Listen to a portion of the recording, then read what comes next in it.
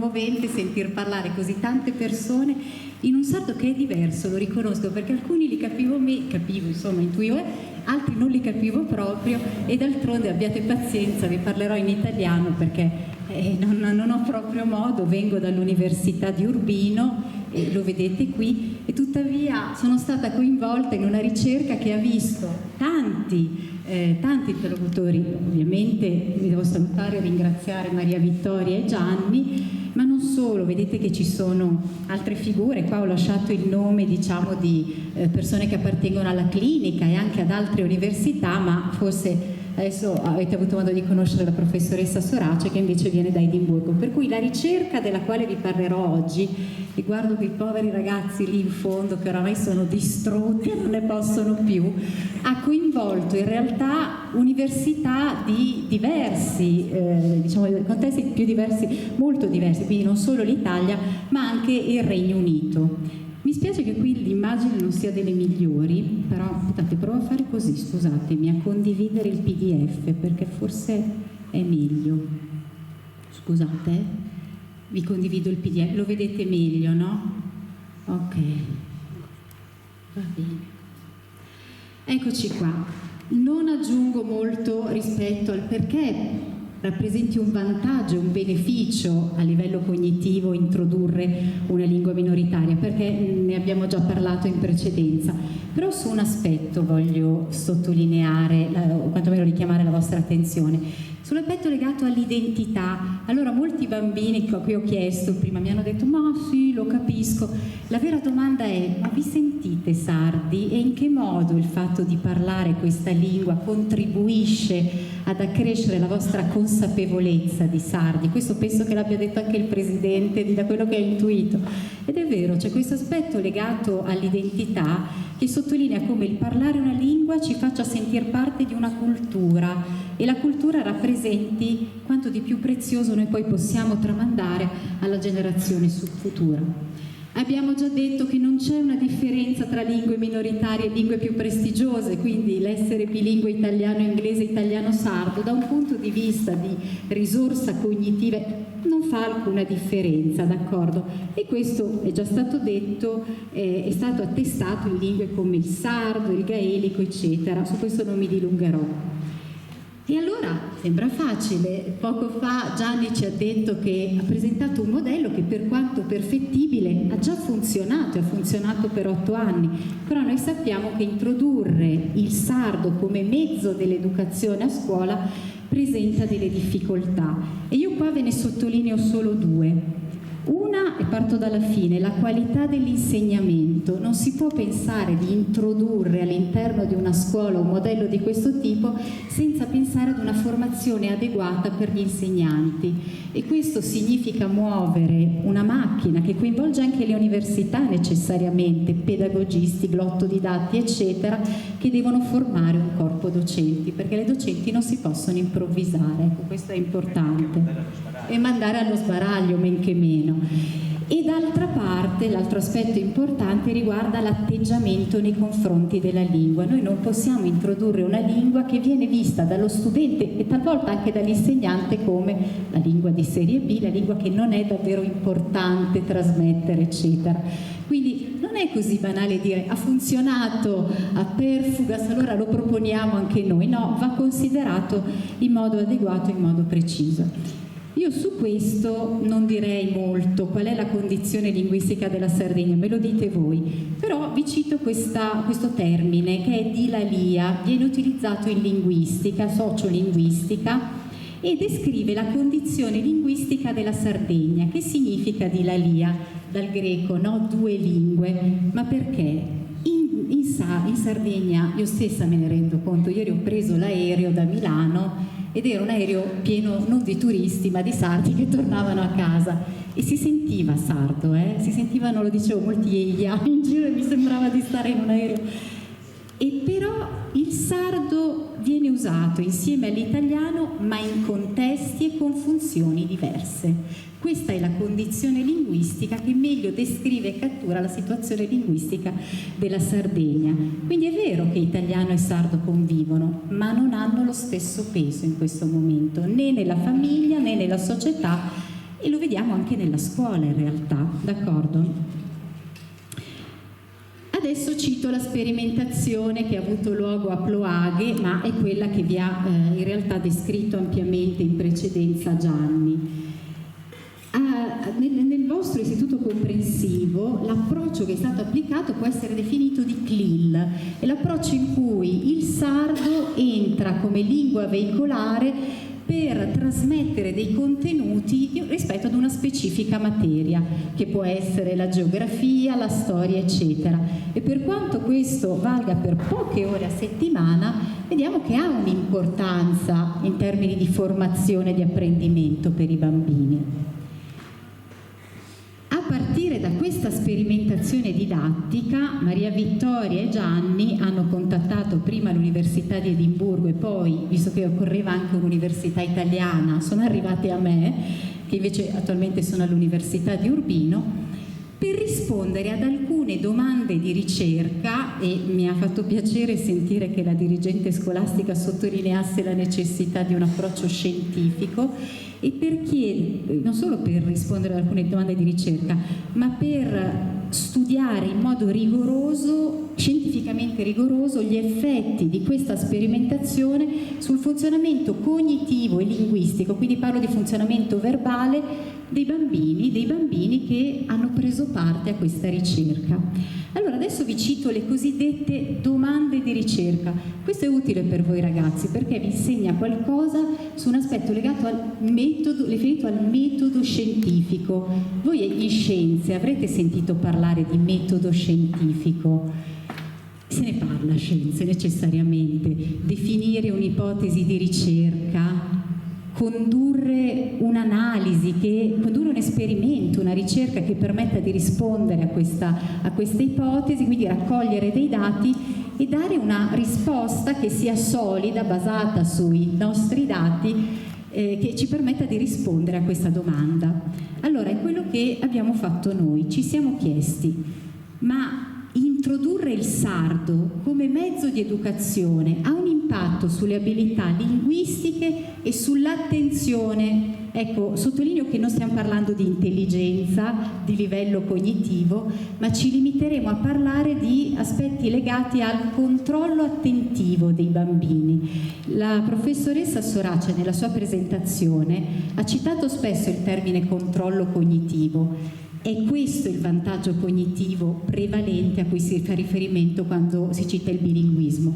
Quindi ribadiamo, è già stato detto prima, il bilingue non è più intelligente del monolingue, questo deve essere chiaro e vi svelo un segreto. Ecco, non vi ho detto che io di formazione sono psicologa, insegno psicologia generale all'Università di Urbino. L'intelligenza, per come la considera l'uomo della strada, non esiste, perché l'intelligenza è un concetto multicomponenziale e ognuno di noi ha un funzionamento cognitivo che ci rende letteralmente unici e ha dei punti di forza e di debolezza, d'accordo? Per cui ciò di cui ci occuperemo oggi è attenzione e controllo cognitivo. Ma non solo, abbiamo anche valutato aspetti legati alla competenza verbale e linguistica e in particolare alle prove di comprensione del testo, e tu non a caso hai citato, Gianni, le prove Invalsi, che sono molto simili ai test che noi abbiamo proposto nelle classi. Per confrontare, immaginate un po' come si può fare, l'effetto che l'introduzione del sardo può avere nella scuola, per valutare l'effetto che l'introduzione del sardo ha sul funzionamento cognitivo e linguistico dei bambini, ci occorreva avere un riferimento, un livello di base, e questo viene chiamato in termini scientifici un gruppo di controllo. Ed ecco perché voi ragazzi di Ossi siete stati coinvolti in questa ricerca.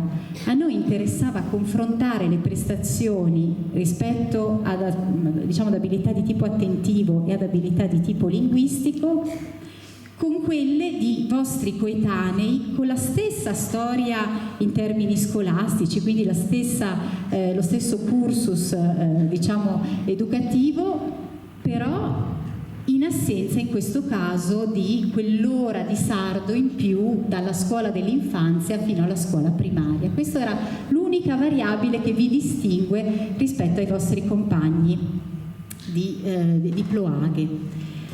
Questa è la prima domanda di ricerca. Vi cito una seconda domanda alla quale risponderemo. Noi sapete cosa abbiamo fatto, ragazzi? Abbiamo messo insieme i vostri profili linguistici e cognitivi, unendo sia quelli del gruppo di Ploaghe con i vostri.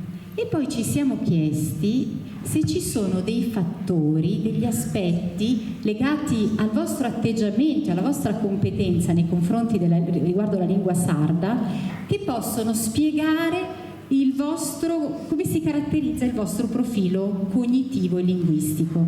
Adesso, se non vi è molto chiara questa seconda domanda di ricerca, tenetela lì, perché ve la spiego meglio dopo e cercheremo di rispondere anche a questa. Allora, ve l'ho detto prima.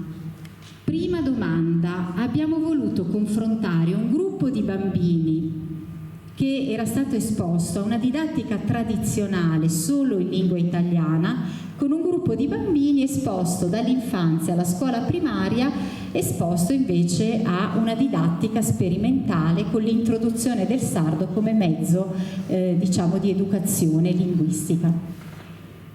E questi bambini sono stati, lo vediamo qua, sono stati valutati su una serie di compiti che erano di natura non verbale, e adesso vi do un esempio. Ci leggete abbastanza? Si legge? Allora, magari qualcuno di voi se la ricorda pure. Scusate, io mi alzo perché sapete cosa prendo? Prendo il puntatore, scusi, che è tanto utile a lezione, perché anche i miei studenti, che sono di poco più grandi di voi, si perdono e dopo un po' non mi ascoltano. E invece guardate cosa faccio. Guardate in cosa consiste questo, chiamiamolo così, questo è un test cognitivo che viene proposto quando le persone arrivano in valutazione cognitiva. Io qua vi chiedo di denominare il più velocemente possibile la numerosità degli elementi presenti in ciascuno di questi quadranti. Allora qui, voi leggete 4, giusto? Dovete inibire il 4 e dirmi 1. Qui dovete inibire il 5 e dirmi 2. Qui? 4, 1, 5, 1. Qualcuno ha detto 5 lì. Allora, perché se andate molto veloci diventa difficile inibire la lettura e invece selezionare un processo che è controllato e che è il processo di conteggio. Voi avete fatto esperienza di un compito di inibizione di un comportamento automatico, automatizzato. Questo processo è il controllo cognitivo ed è una funzione di natura attentiva.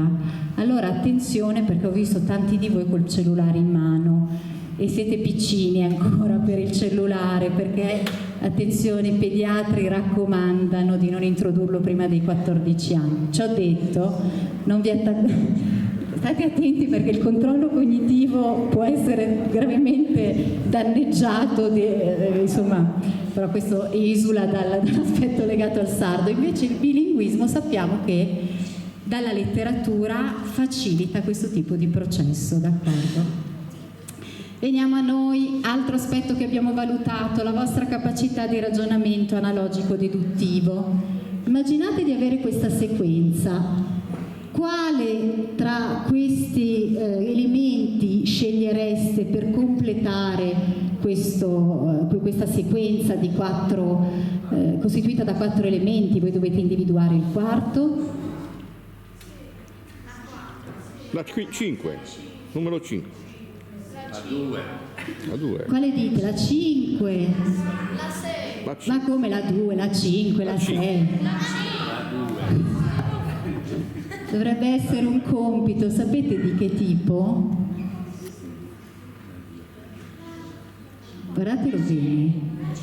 La 6. Secondo me la 5. Perché la 5?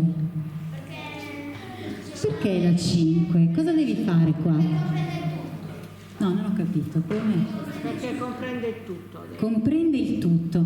Guarda un po', osserva qui cosa c'è. Tu hai questa riga che si è mantenuta uguale, qui invece diciamo, qui vedi lo spessore è molto sottile, qua invece lo spessore è sostituito da questo, diciamo, questo elemento, questo rettangolo che è più spesso. Qui hai una riga che è diversa rispetto a questa, però hai sempre questa sorta di linea molto sottile che qui verosimilmente dovrebbe essere sostituita da questo rettangolo che è lo stesso che c'è sopra. Dovrebbe essere la 2 quella giusta qui. Ma voi avete svolto un compito di ragionamento analogico deduttivo qua, e queste sono prove standard di ragionamento non verbale alle quali vi abbiamo sottoposto, e vi svelo un segreto: siete risultati tutti in norma se non sopra norma, quindi non vi preoccupate perché siete andati bene. Però lo mettevo per dire che non sono prove facili, sono prove che richiedono un ragionamento e una capacità in questo caso di riflessione, che è però necessario valutare perché noi dobbiamo assicurarci che il vostro funzionamento cognitivo sia in norma. Questo è uno dei primi aspetti che si tende a valutare e ad escludere, soprattutto quando si inizia una ricerca di questo tipo. Li abbiamo poi sottoposti a una serie di prove linguistiche, ve le ricordate? Queste ve le ricordate? La bambina, i nonni la inseguono, allora questa è una struttura molto marcata in italiano, però il vostro compito qual era? Ve lo ricordate? Individuare una di queste immagini, quella che rappresentava, e questa qual è? La C, e qui qua non ci sono dubbi, anche su queste prove siete andati benissimo. Non dimentichiamo che siete stati anche sottoposti a questa comprensione del testo, che è in tutto per tutto molto simile alle prove Invalsi. Poi se avete dubbi fate tutte le domande che volete, perché qui parliamo proprio della ricerca, quindi tutte le domande sono benvenute. In realtà io ho addirittura accesso dal drive ai singoli dati, quindi se qualcuno di voi fosse interessato, questo è il momento per chiedere, per avanzare, diciamo, i vostri dubbi e chiedere di più. Tra i materiali utilizzati per il testing abbiamo incluso anche la intervista semistrutturata, che Maria Vittoria ha definito un questionario, ma a tutti gli effetti un'intervista semistrutturata, che riguardava il vostro atteggiamento nei confronti del sardo. E di questa vi ha già parlato abbondantemente, insomma vi ha parlato adeguatamente anche Maria Vittoria, perciò non mi dilungherò oltre. Arrivo ai risultati. Confrontando le vostre classi, quindi la classe di Ossi, nella quale non è... Le vostre sono 2 classi, certo, nelle quali non è stata presente una didattica di tipo tradizionale, con quella di Ploaghe non sono emerse grandi differenze né a livello di ragionamento non verbale, né a livello di comprensione di frasi, né a livello di attenzione. Quindi in generale non possiamo dire che siano emersi differenze significative, e questo già ci dice che usare il sardo a scuola non danneggia. E tuttavia noi abbiamo trovato solo 2 differenze. Vi ricordate quel test di cui abbiamo fatto una prova prima, quello in cui dovevate denominare la numerosità ma non l'identità del numero? Ebbene, in quel test, benché a livello di accuratezza non ci fosse differenza tra le 2 classi, a livello di velocità erano un pochino più veloci i bambini di Ploaghe. Per cui non sto dicendo che siano più bravi, sto dicendo che erano un po' più veloci, d'accordo? E questo è in linea con la letteratura, perché ci dice che il cervello bilingue, e badate bene che anche tra di voi ci sono dei bilingui, l'abbiamo visto dal questionario di Maria Vittoria, esatto, il cervello bilingue è più veloce di quello dei monolingui, o quantomeno ha manifestato un livello maggiore di velocità, di rapidità nello svolgere quel tipo di compito. Un altro dato che è emerso è relativo al test di comprensione di brani, di testi scritti. Qui è emerso che i bambini di Ploaghe, pur pur partendo da una base, quindi punteggi in media in entrambi i gruppi, non sto dicendo che i ragazzini di Ossi fossero in qualche modo stiamo partendo da una base che era un punteggio medio adeguato in entrambi i gruppi, ma la differenza era un pochino più alta, diciamo, per il gruppo di Ploaghe, d'accordo? Quindi in media, pur sottolineando come entrambi i gruppi fossero nella norma, un punteggio di accuratezza lievemente maggiore lo si è riscontrato nel gruppo di Ploaghe solo in riferimento al test di comprensione di brani, non di frasi, di brani, di testi scritti. Qui sono le prove invalsi. Questa era la risposta alla prima domanda di ricerca. C'è un effetto del sardo come mezzo dell'educazione sul funzionamento cognitivo e linguistico di bambini?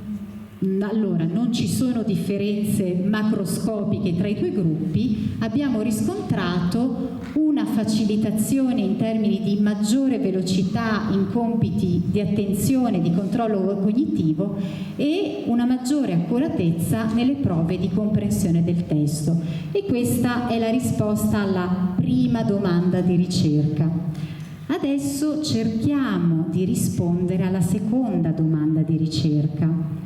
Perché? Cosa ci siamo chiesti qui?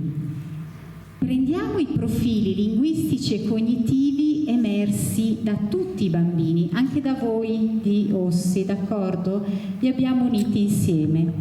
E poi ci siamo domandati che cosa fa sì che un bambino sia estremamente brillante tanto in prove attentive quanto verbali?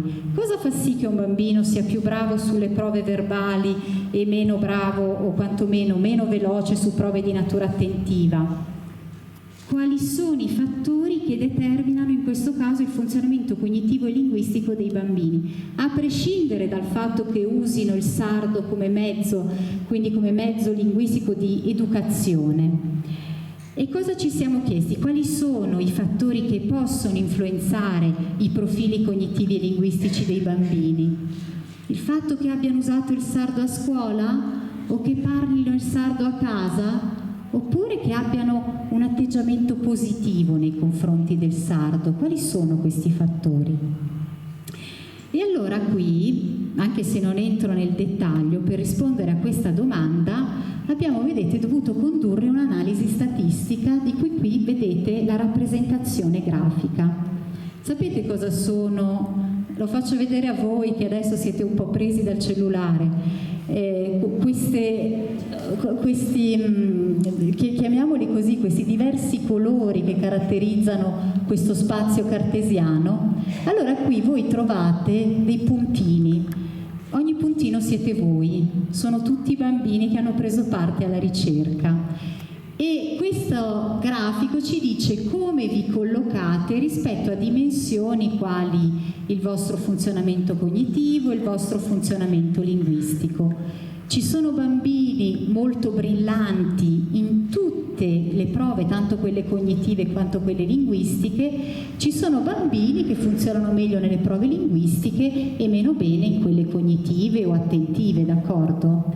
A prescindere dalla scuola, a prescindere dal fatto di provenire da Ploaghe o Ossi. E allora che cosa abbiamo chiesto a questa analisi statistica? Di capire come si raggruppano i bambini. E abbiamo trovato tre profili di bambini. Bravi sia nelle, quindi questo è il primo gruppo, bambini che sono bravi sia nelle prove linguistiche che nei compiti cognitivi.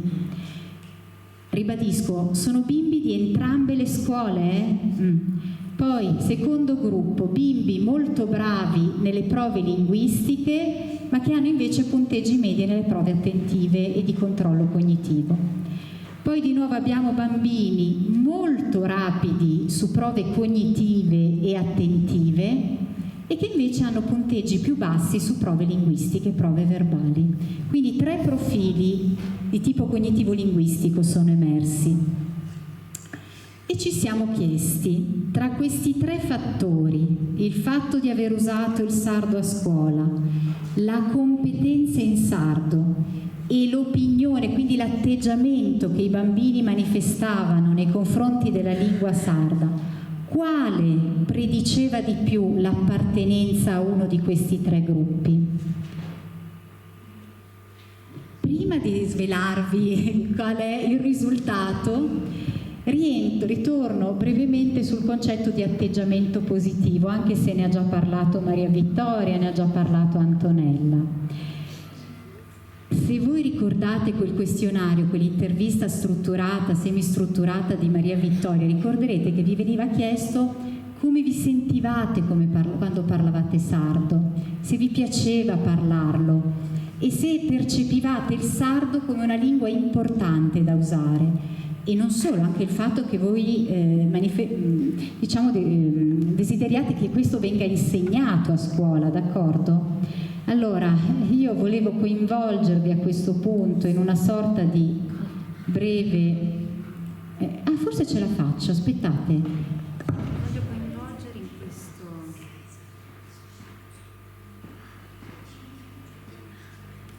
Abbiate pazienza brevemente, visto che usate il cellulare...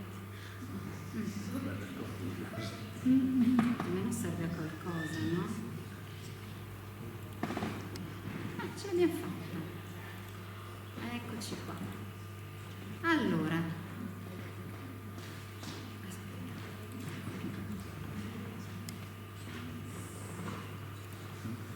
va bene. Allora, tirate fuori i cellulari. Tutti, bimbi, grandi e piccini. Ma magari non funziona. C'è campo? Sì.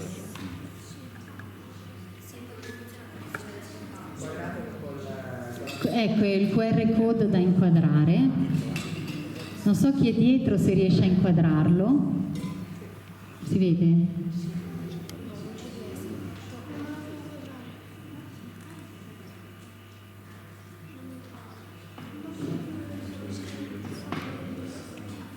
Già vi è apparsa la domanda? A qualcuno è già apparsa. Prima, il sardo per te? Ecco, allora a chi è già apparsa la domanda chiedo di pensare a una sola parola che riassuma cos'è per lui il sardo. Può essere casa, terra, può essere, non lo so, nonni perché lo parlavano i nonni o mamma perché lo parlava la mamma. Che cos'è il sardo? Nonna, ecco, vediamo, che cos'è? Una lingua particolare, boh, ecco, non usate le parolacce perché poi appaiono, mi raccomando. Domo vuol dire casa? Un legame, la nostra origine. Vita, bello. Lo capisco anch'io, vedete un po'. Limba vuol dire la lingua madre, la nostra origine, dono. Ecco. State ancora rispondendo? Guardate che poi ci sono altre domande,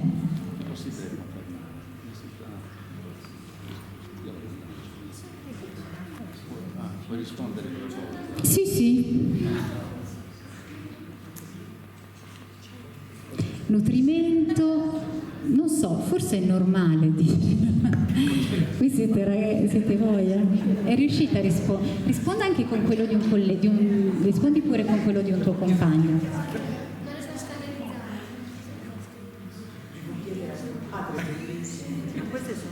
Sì, stanno rispondendo loro.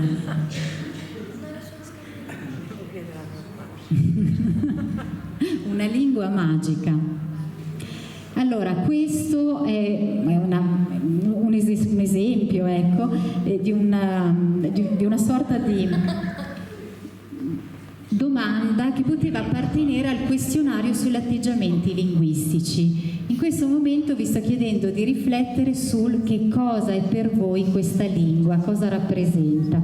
Ora ci sta che qui i ragazzini possano divertirsi e scrivere boh, che devo chiedere a mio padre, eccetera. Però chi risponde è la terra, è una lingua importante, è domo, una lingua magica, è nutrimento, è la nonna. chiaramente sta rimandando a dei concetti che hanno una forte connotazione identitaria e positiva, d'accordo? Allora, avete risposto tutti? No. Legoschi, no, non scrivete stupidate per favore. Antonio, ma cosa è giusto così, sì, così almeno partecipano, è giusto, è giusto. Ma non lo so. Avete scritto? Tutti hanno risposto? Ritorno, radici, la lingua della mia famiglia. Devo dire, questo lo posso anticipare, che noi abbiamo utilizzato le risposte al questionario di Maria Vittoria per confrontare tutti i bambini, compresi voi di Ossi, e categorizzarvi in due diversi gruppi: bambini che avevano un atteggiamento nettamente positivo nei confronti della lingua e bambini che avevano un atteggiamento neutro, non negativo. Nessuno ha manifestato un atteggiamento negativo, però si trattava in ogni caso di un atteggiamento neutro nei confronti della lingua. Avete risposto? Ci siete? Devo essere sincera, sembra che prevalgano le risposte che lasciano immaginare un atteggiamento positivo nei confronti della lingua. Magica, va bene. Adesso vi chiedo di rispondere con una sola parola a quest'altra domanda. Come ti senti quando parli in sardo? Io vi chiedo di rispondere con un aggettivo. A casa non è un aggettivo, ma libero. Non lo so, benissimo. Libera. Imbranato. Un babbuino. Ma come? Chi è che si sente un babbuino? Scusami. Fatata. Fatata. Orgoglioso. Quando in questo tipo di grafico che si chiama nuvola di parole, quando ce n'è una che è più grande di un'altra vuol dire che è stata scelta da più persone, no? Esatto. In contatto con le mie radici.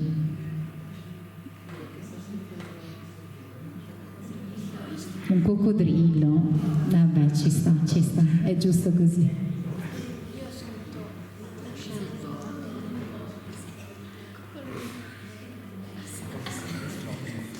E si stanno divertendo, ma l'ho fatto anche per loro, questa è la verità, l'ho fatto per loro. Ma è giusto così, è giusto così. Avete risposto tutti? Dai, forza, forza. Non scrivete cose illeggibili perché siamo in pubblico, mi raccomando. Bellissima, 1000, ci sono gli emoticon. Avete parte di una storia antica. Avete risposto tutti, anche voi adulti, diciamo. Avete risposto voi ragazzi? Ragazzi sono Possiamo andare all'ultima domanda. Tutto questo serviva solo per farvi capire cosa è l'atteggiamento. E questa, fermatevi, è una domanda che vorrei tenere io, quindi chiederò a qualcuno di fare una foto del word cloud che si genererà subito dopo. Ma no, io vi chiedo una cosa, vi chiedo di insegnarmi una parola in sardo. Io non conosco il sardo. Qual è la prima parola in sardo che insegnereste a un non sardo? Quindi una parola calda per voi, una parola in sardo che condividereste con un non sardo. Scraminada non è sardo? No. Aiu? Non so cosa ci sia scritto, quindi non è... Cosa vuol dire? Cosa vuol dire? Bella. Fizzu labu.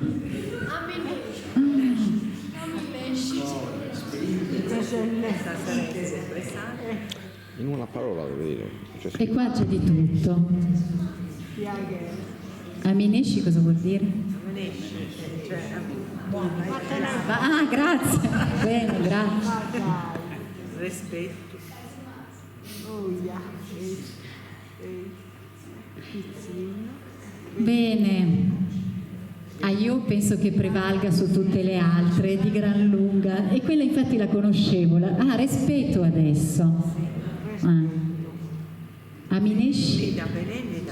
Menenida vuol dire? Ah, grazie, ecco, bellissimo. Ah, ecco lei. Beh, vi siete divertiti un pochino, almeno vi ho coinvolto. Meno male, meno male. Avete risposto tutti senza scrivere troppe, il formaggio, che c'entra? Ah beh certo, il pecorino, hai ragione. Bene, allora avete risposto, ottimo.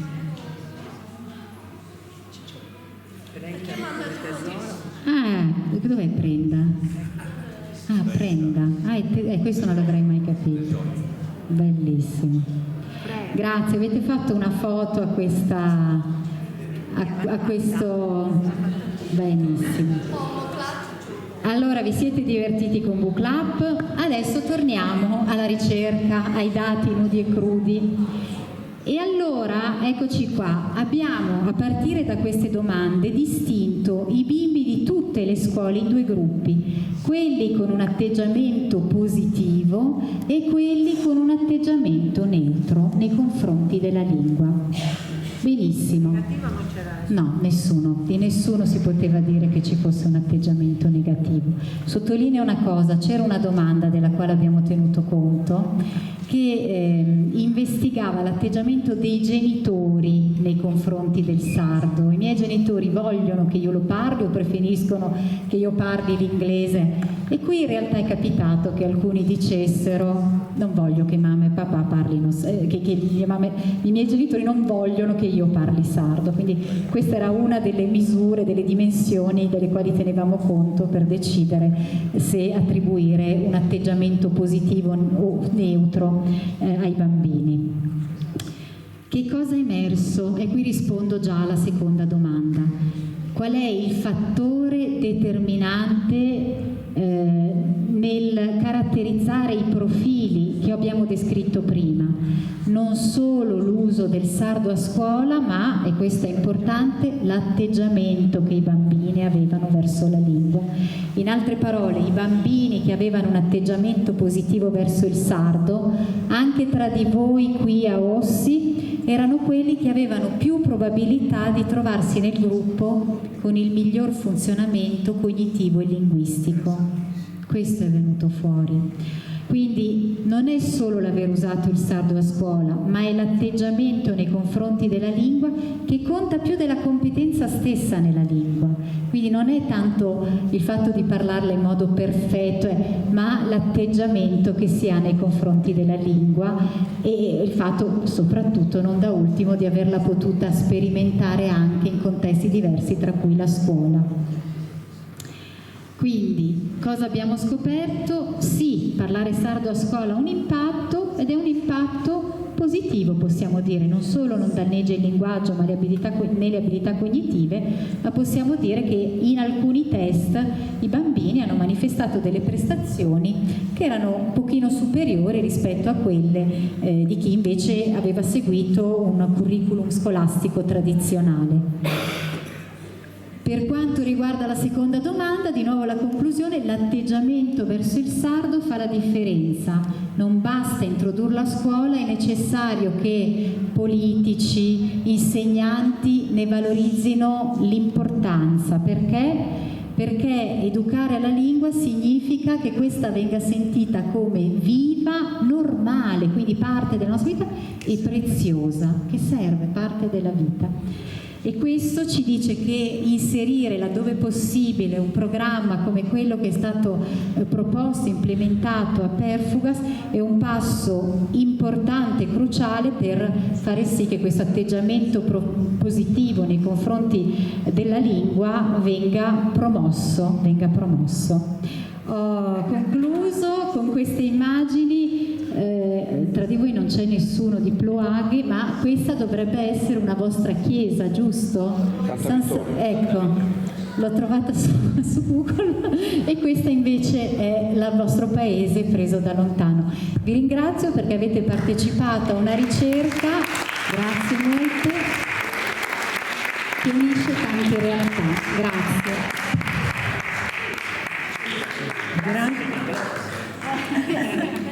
Grazie moltissimo Mirta, spero che anche i ragazzini siano stati coinvolti nelle domande che avete fatto. Adesso se volete fare domande, anzi inviterei le persone a partecipare, a esprimere le loro impressioni su quello che avete sentito, a fare domande, eventualmente a aprire un dibattito, come si dice. Chi vuole parlare? Un ragazzino, dai. Chi vuole parlare?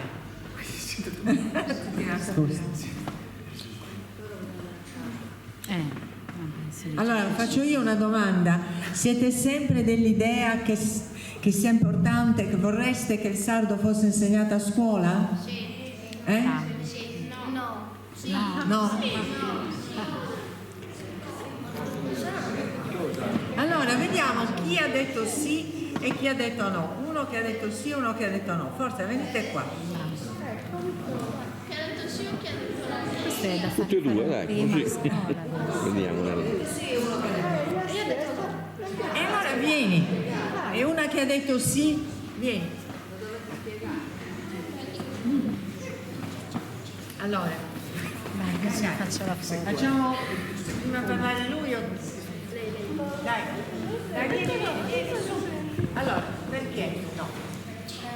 Perché non mi sembra una materia fondamentale per la scuola, quindi non ce la vedo. Ecco, quali sono secondo te le materie fondamentali? Italiano, matematica, storia, geografia e altre materie. E allora quello che abbiamo fatto con questa ricerca, secondo te, che cosa... Ci deve pensare, Vabbè, ci deve pensa. riflettere.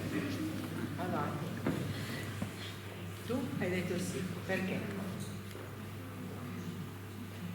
Perché secondo me è anche utile sapere il sardo per parlare con più persone, per sapere anche qualcosa della nostra provenienza e delle nostre Tu radici. è bella, Susanna. Tu è bella, Susanna.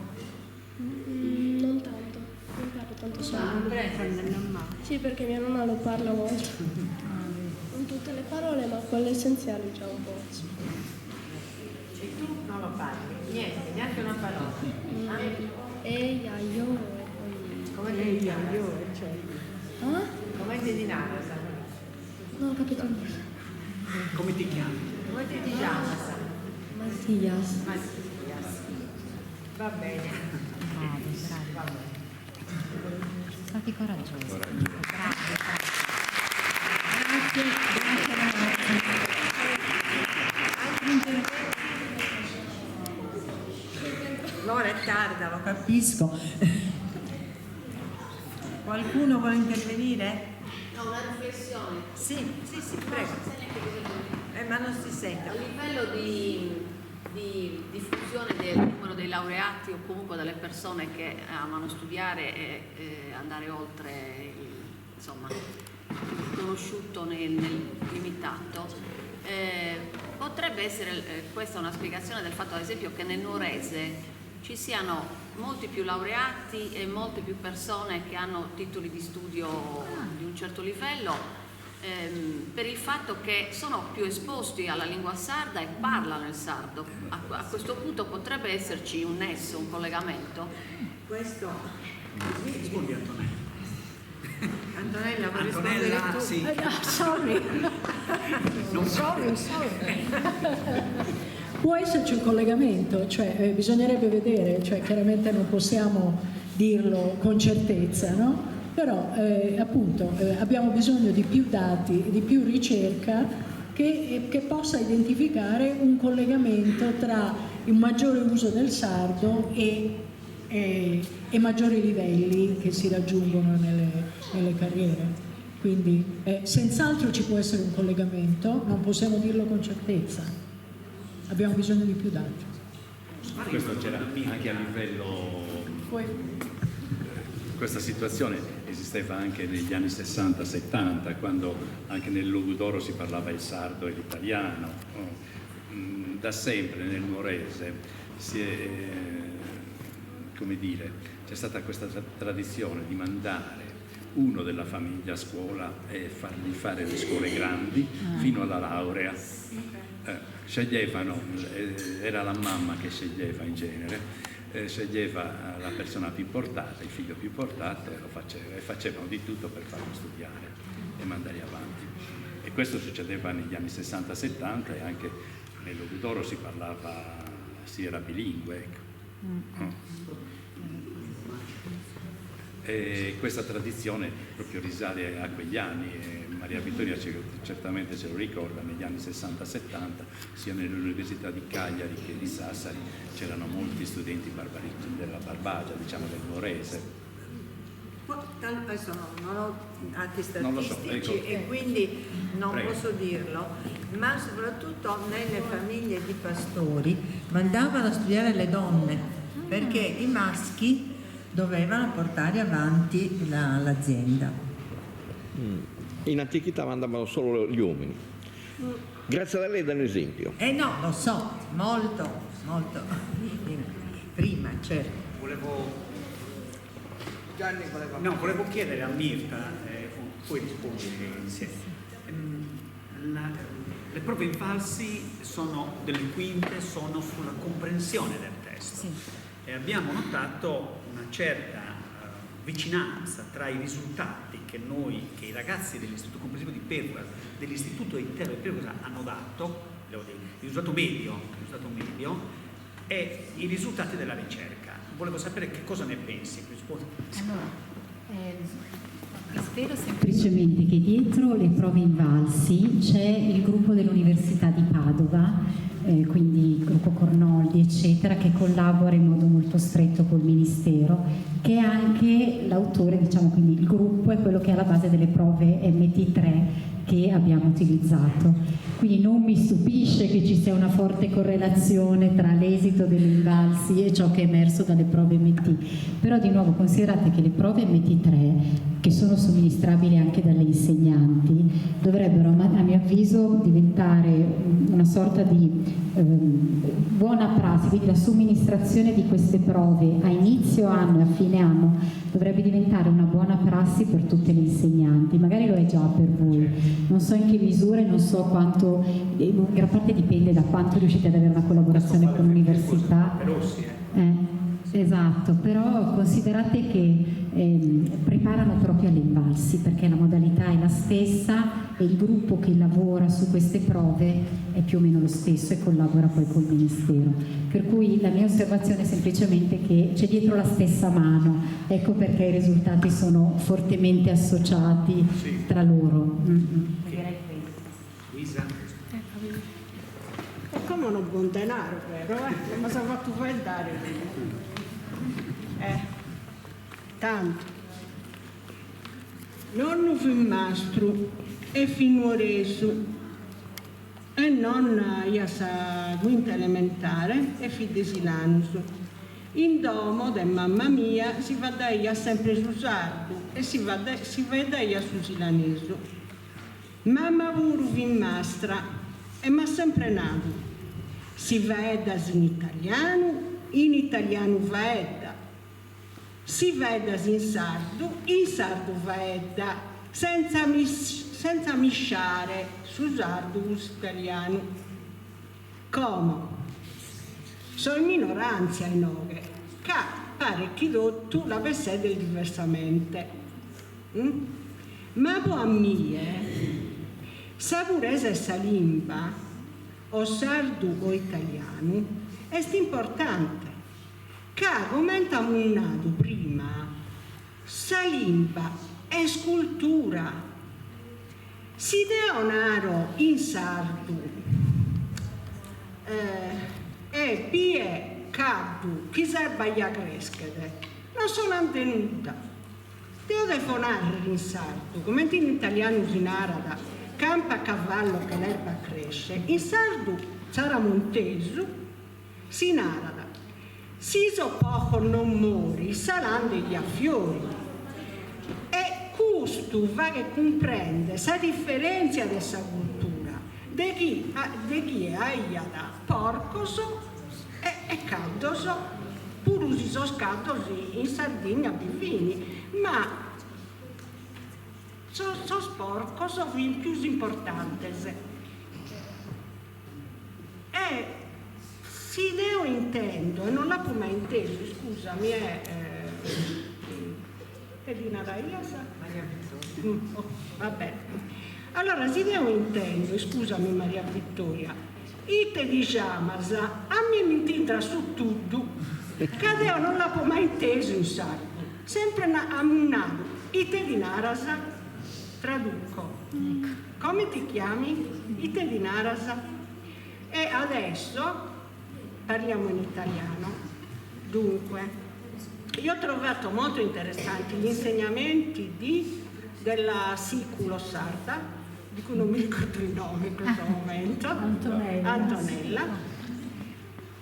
Dice la purezza è relativamente importante, però anche Antonella quando parla usa i congiuntivi e li usa tutti, quindi la purezza è anche correttezza e quindi secondo me sia la purezza e la correttezza in italiano quanto quella in sardo sono importantissime.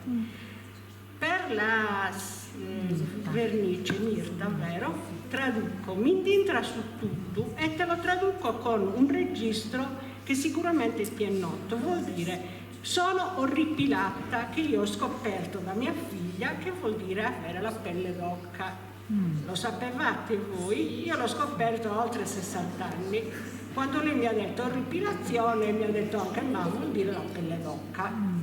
Ecco, non so se del mio intervento si sia capito niente, io volevo semplicemente dire la mia, non voglio andare contro tendenza, però effettivamente questo della purezza della lingua per me è importante. Grazie. No, per carità,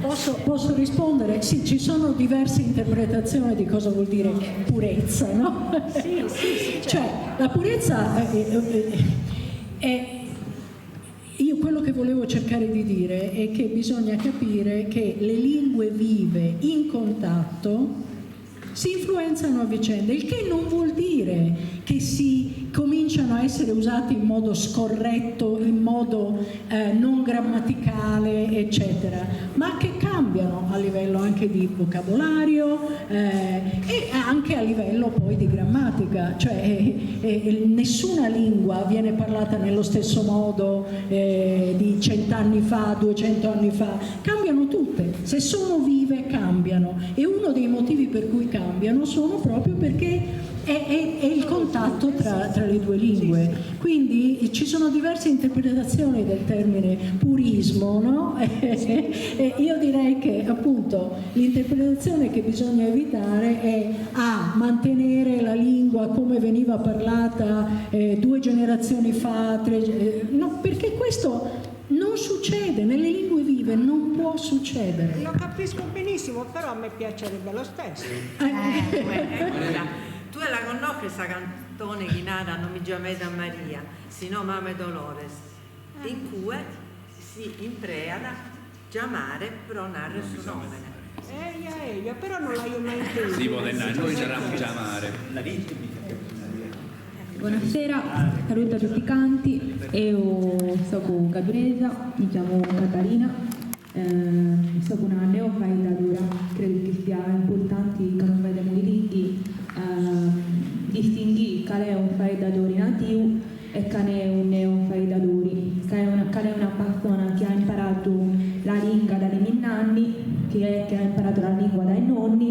chi invece l'ha dovuto imparare successivamente si sforza costantemente per imparare una lingua nuova.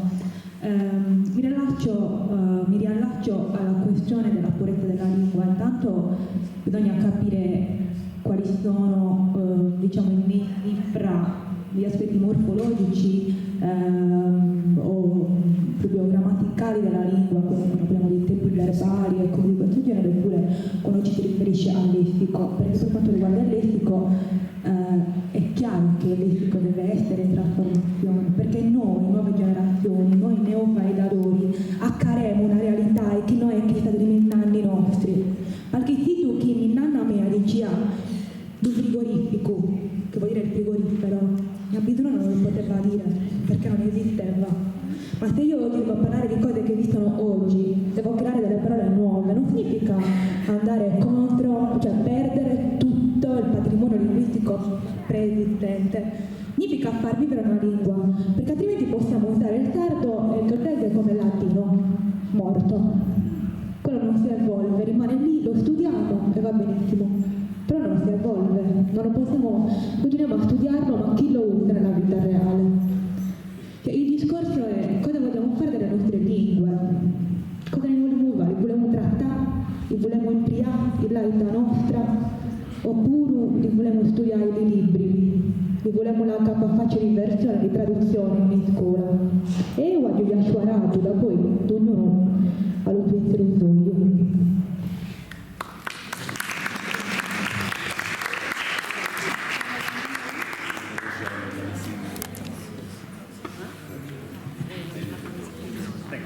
Allora, sì, prima di dire la mia vorrei lasciare liberi i ragazzi. Sì. Sono le 7, Sì, ragazzi, no, potete andare. No, proprio rimando, scusatemi, vi impegno, rimando. Grazie per essere venuti, per aver avuto tantissima pazienza. Grazie mille. Siete stati doghi, troppo doghi. Un bel forti.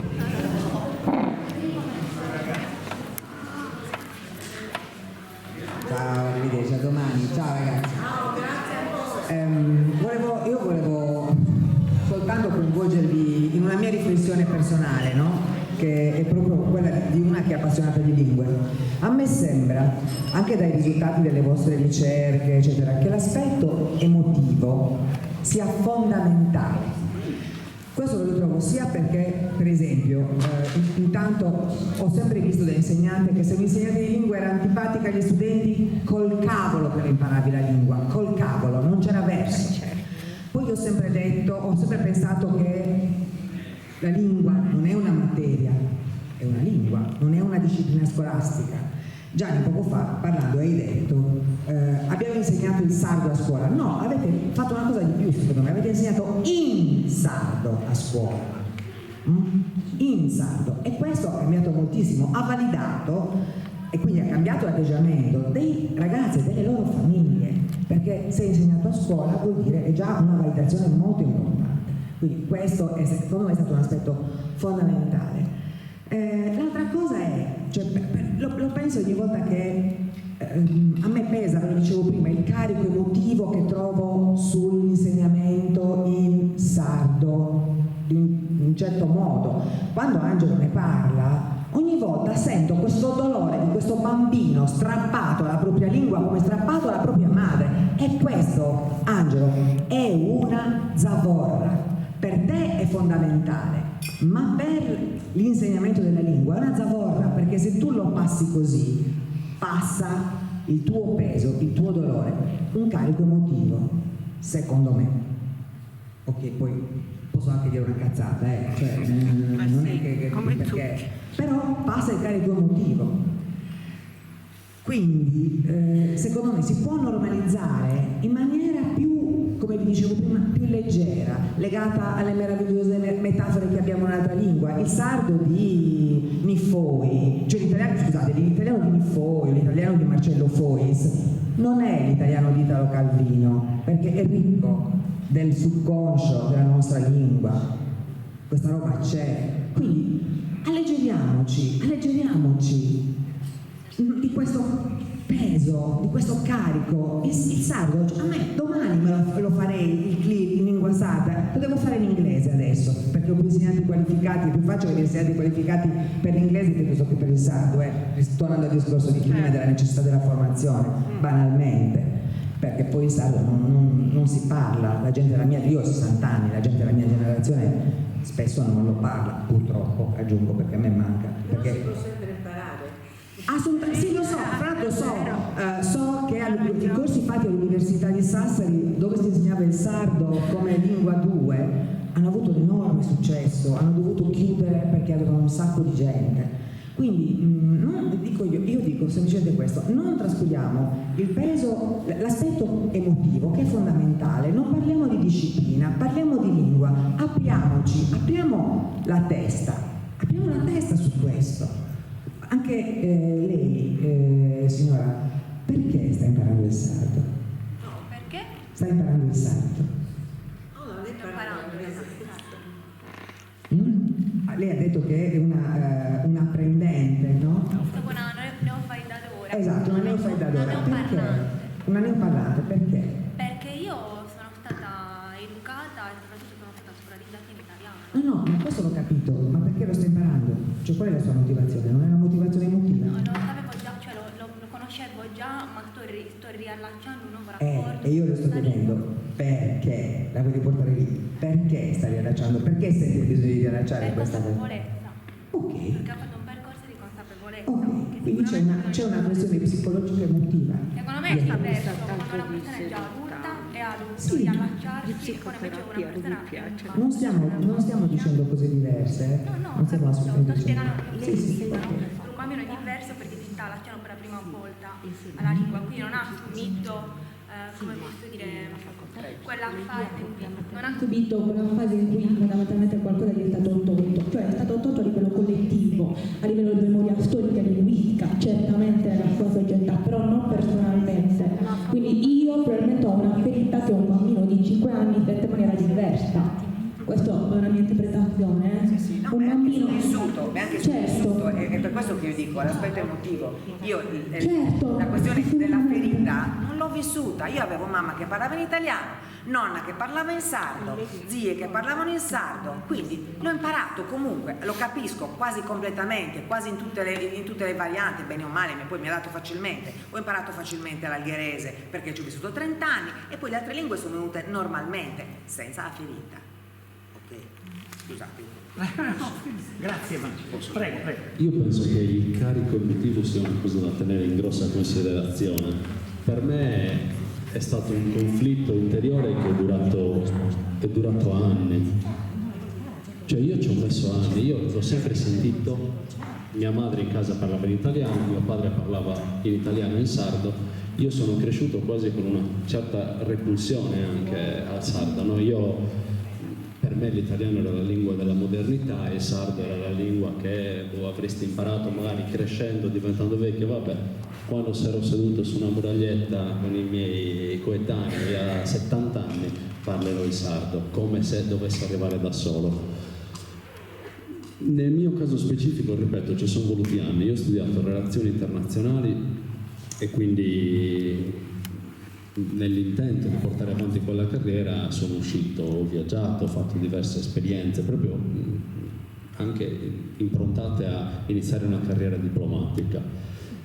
In queste esperienze ho conosciuto tante persone che venivano da tanti posti e lì mi sono scontrato con una cosa che in Sardegna ci diciamo tanto, ci raccontiamo tanto, il fatto di essere orgogliosi. Sardi, popolo orgoglioso. E mi sono reso conto che questo orgoglio in realtà era Seadas, Orcheddu, Culurgiones.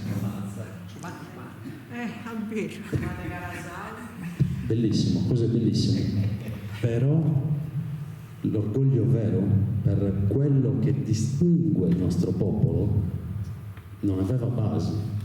Non conosciamo la lingua, non conosciamo la nostra storia, non conosciamo da dove nasce il fiume più importante della Sardegna ma conosciamo tutte le province del Piemonte e magari anche tutti i fiumi, Dora Ripara, Dora Balda, e la Sardegna non li sappiamo, forse ne conosciamo 3. E il mio percorso inizia lì, dicevo, ma io, nato in un paese, tu vai una croce sulla Sardegna, il mio paese, Azzara, è praticamente il centro geografico. Che cosa so della Sardegna? Che cosa sto venendo a raccontare? A un basco, a un catalano, a un irlandese che conosco in giro per il mondo, che mi dicono, dai, parlami della tua terra. Io le prime volte mi sono trovato in un imbarazzo, aiuto, cioè non sapevo come uscirne da quella situazione. E lì, per me era iniziato lì, ed è durato anni, c'è stato un conflitto, io mi sentivo italiano, ora io mi sento sardo. Però lì c'è stato un conflitto che è durato tanto tempo, una ricerca fortissima di quello che era, senza rinnegare niente. Io insomma sono contentissimo degli studi che ho fatto, dell'educazione che mi è stata data. Io faccio una colpa ai miei genitori fino a un certo punto per non avermi insegnato il sardo, cioè non li posso condannare perché sono figli di una cultura che in quegli anni faceva passare quel messaggio. Meglio imparare l'italiano. Oggi stiamo facendo dei passi, pian piano. Quindi perché ho fatto questo intervento? Perché non ci deve essere una cesura, un momento di stop e di inizio forte. Dobbiamo progressivamente riniziare a riappropriarci di certe cose, senza imporre niente con troppa forza, però iniziando a fare dei passetti, no? Cioè questo 20% ce le permette di fare un po' qualche passetto. Quindi secondo me, pian piano, senza imporre, senza spaventare, perché se a me poi mi avessero detto anche 10 anni fa, vai davanti a una platea e parla in sardo, no? Ma siete pazzi? Ma cosa? No, non riesco. Ora per me parlare in sardo, io ho già parlato in sardo per scelta politica. Il mio vocabolario in sardo non è profondo come può essere quello, che ne so, di Luisa che è intervenuta prima, però ci provo. Magari se ho bisogno di utilizzare una perifrasi lo faccio, magari non conosco certi detti, certi dizzos mi mancano, no? Però voglio dimostrare che si può. Cioè io sono una persona che, ma non 10 anni fa, anche forse 6 anni fa, non l'avrebbe mai fatto di parlare in sardo così davanti a un pubblico. Poi ora Assemblea Nazionale Sarda, che è l'associazione di cui faccio parte, porta avanti dei valori. Noi tutto ciò che scriviamo e raccontiamo lo facciamo bilingue, in italiano e sardo, qualche volta in gallurese, o se abbiamo algheresi o sassaresi che scrivono, pubblichiamo anche in quelle altre lingue di Sardegna. Però perché dico questo? Perché se tu predichi bene e poi razzoli male, la cosa non funziona, quindi provo anche ad applicarla questa cosa e a portarla avanti. Vi ho raccontato la mia esperienza perché magari può essere un esempio, non perché ci tenessi particolarmente, però ecco, ripeto, progressività, crederci e dare l'esempio, secondo me. Grazie. Grazie a te. La professoressa, vogliamo dare una risposta alla preside. Parto io. Allora, prima abbiamo citato l'atteggiamento, nell'atteggiamento rientra anche l'aspetto emotivo, e lo abbiamo detto, è venuto fuori che uno degli aspetti fondanti, in termini proprio predittivi, di come poi emergerà il bambino sul piano cognitivo e linguistico, quindi al di là di tutto ciò che gli si può offrire, ciò che conta è come si sente emotivamente nei confronti della lingua.